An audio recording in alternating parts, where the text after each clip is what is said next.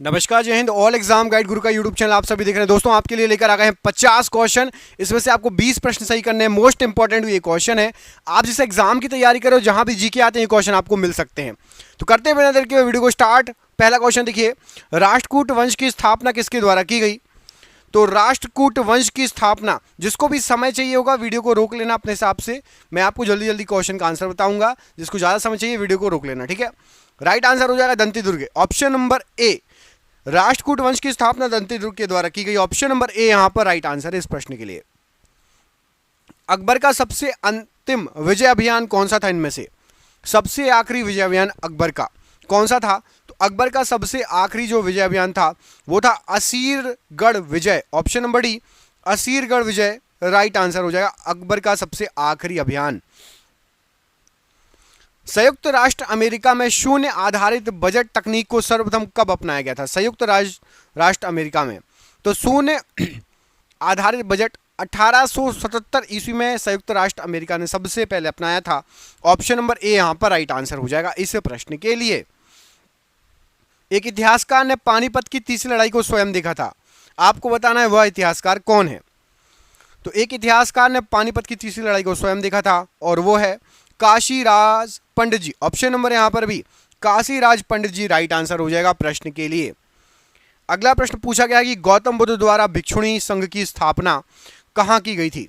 तो गौतम बुद्ध जी ने भिक्षुणी संघ की स्थापना की थी और ये की थी आपकी कपिल वस्तु में, ऑप्शन नंबर बी कपिल वस्तु प्रश्न के लिए बिल्कुल सही आंसर हो जाएगा।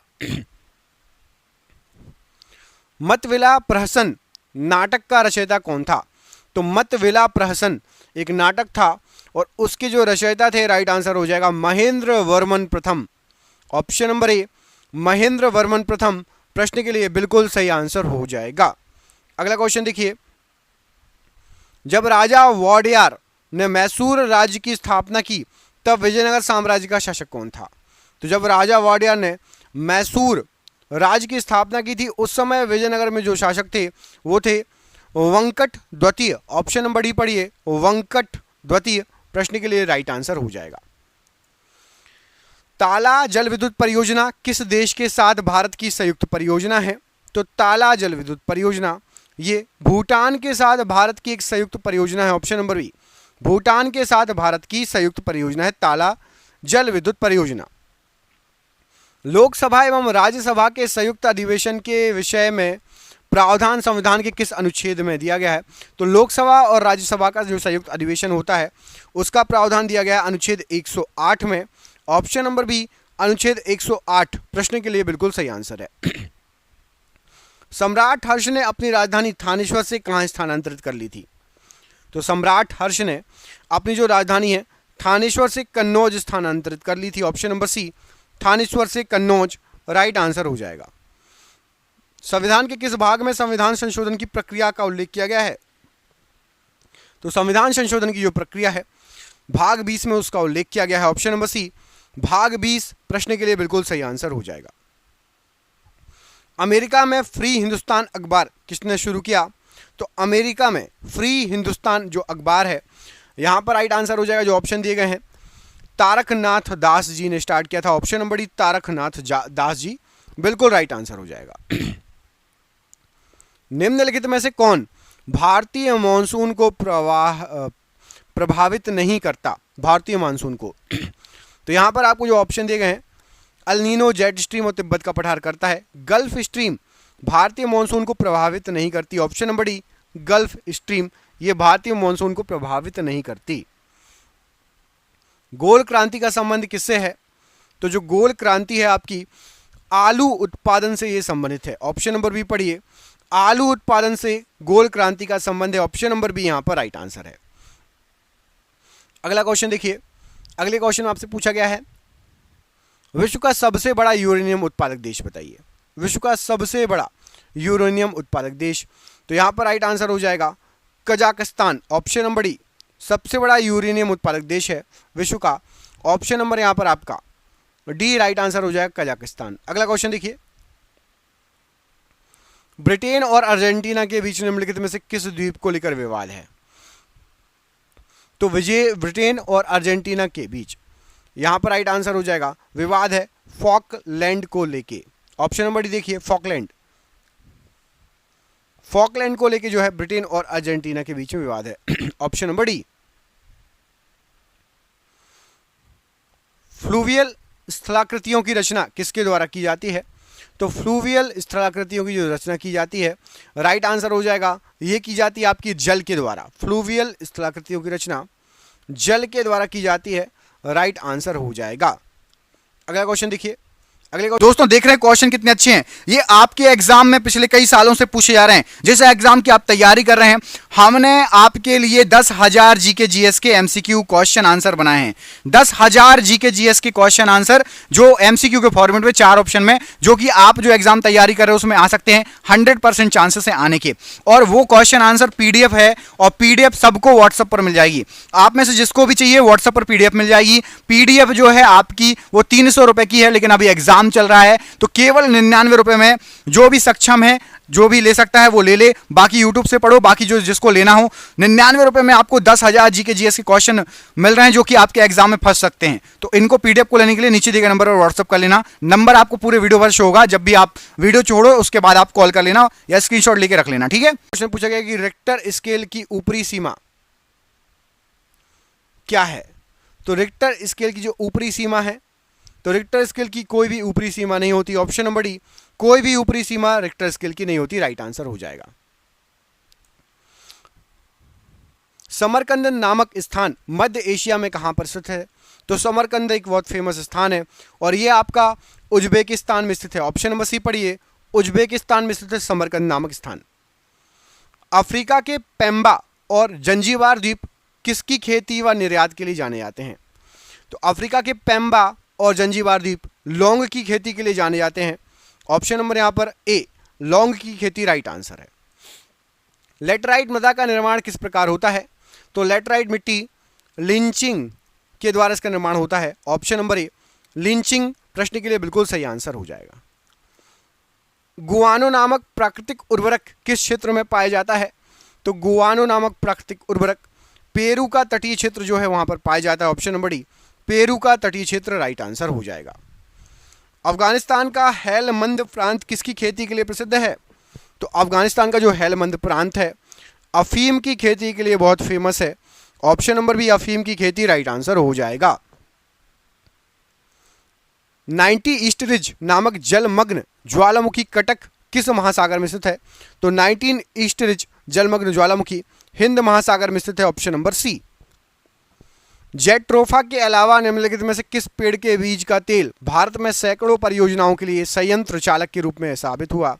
तो जेट्रोफा के अलावा पोंगामिया पिन्नाटा एक बीज का पेड़ के बीज का तेल है, जो कि परियोजनाओं के लिए चालक के रूप में, संयंत्र चालक के रूप में साबित हुआ। भारत के क्षेत्रफल का कितना प्रतिशत भाग सुरक्षित क्षेत्रों में आता है? तो भारत का 5% जो भाग है ये सुरक्षित क्षेत्रों में आता है, केवल 5% भाग। कार्बन लेवी क्या है? तो कार्बन लेवी ये कार्बन ईंधन पर लगने वाला एक कर है। ऑप्शन नंबर सी, कार्बन ईंधन पर लगने वाला एक कर है कार्बन लेवी। पर्यावरण संरक्षण आंदोलन में सहायक पुस्तक साइलेंट स्प्रिंग के लेखक कौन है? तो पर्यावरण संरक्षण आंदोलन में सहायक पुस्तक साइलेंट स्प्रिंग रशेल कार्सन इसके लेखक हैं। Option number B, Rachel Carson right answer है। मोबाइल फोन से उत्पन्न ई कचरे में कौन सा तत्व होता है? तो मोबाइल फोन से उत्पन्न ई कचरे में कॉपर की मात्रा होती है। ऑप्शन नंबर ए, कॉपर की मात्रा होती है, राइट आंसर है।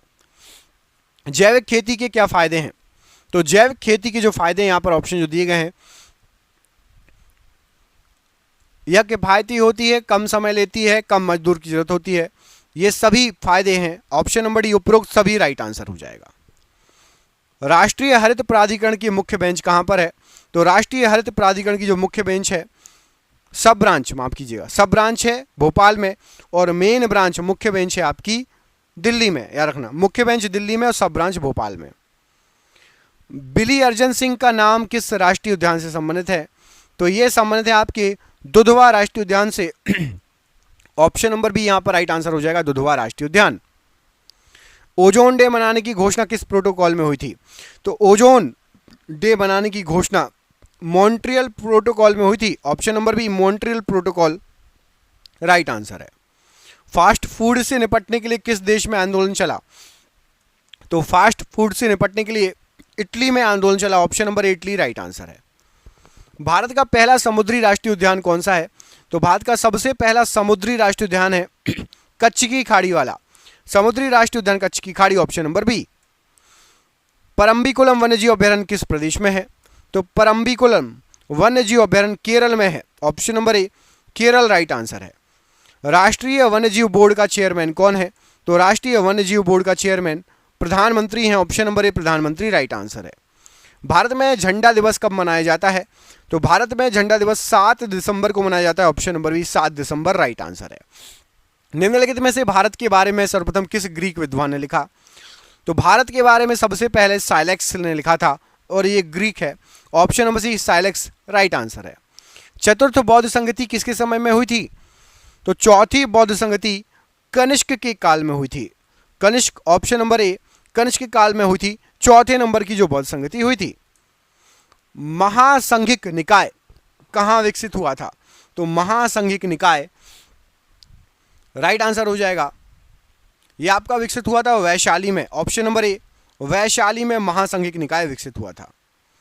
किस राज्य के राजा ने देवपुत्र उपाधि को अपनाया था? देवपुत्र, तो याद रखना कुषाण काल के राजाओं ने देवपुत्र उपाधि को अपनाया था। ऑप्शन नंबर ए कुषाण राज्य के राजा राइट आंसर है। किन दो वंशों ने राष्ट्रकूट के उत्तर भारत का राज्य संभाला था? तो राष्ट्रकूटों के उत्तर भारत का राज्य संभाला था प्रतिहार और परमार राजवंश ने। ऑप्शन नंबर ए। बौद्ध धर्म की शिक्षाओं के बारे में कौन ग्रंथ बताता है?